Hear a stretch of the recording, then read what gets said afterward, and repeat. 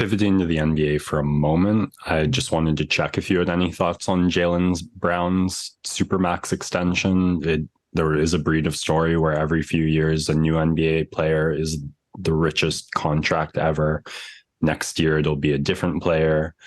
I feel like there was no way the Celtics couldn't give him that contract, but just the optics of Jaylen Brown and the way his game has broken down in somewhat predictable, consistent ways. And the fact that however much Jaylen Brown deserves it, Jason Tatum deserves it far more and will get it with even more certainty is going to put the franchise in an interesting spot with two Supermax taking up 70% of their cap hit. It's a fascinating spot where they're in because the punitive penalties of the new salary cap don't really apply until the second year. So next year is kind of the team's chances, like the Suns, like the Celtics, to go all in on this. But next year is when you get that accumulation and the penalties apply. And so they've got this interesting balance here of what's the window of the next 2 years of pushing for this team going into that second apron.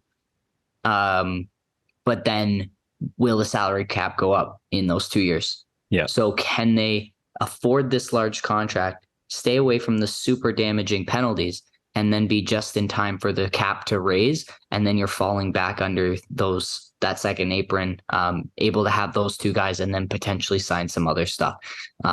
They probably already thought of that.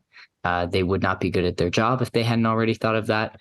So I think there was a lot of overblownness about like overpay for a guy who necessarily hasn't proved it, but he's been in the NBA finals, 3 of the 6 years of his career so far? I thought it was just 2. Is there a third trip to the finals I'm forgetting? Eastern Conference Finals. Oh, yeah. So they were in the Eastern Conference Finals 5 of 6 years. Yeah. So a lot of proven track record and success. Obviously, you're looking for him to take that next step in his elevation as a player, but largest contract in NBA history, I'd rather be spending it on a guy who's 26 than a Damian Lillard who's going to be in his late 30s by the end of it.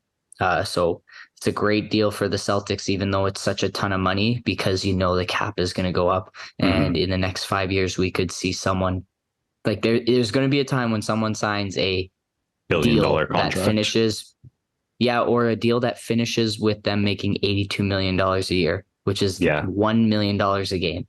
And we'll get all of the articles about, wow, this person's sitting out for load management. He's still going to get paid $1 million, right? Man, it is going to be interesting. No Smart, no Grant Williams. If there's a depth issue, because that was one of their biggest strengths.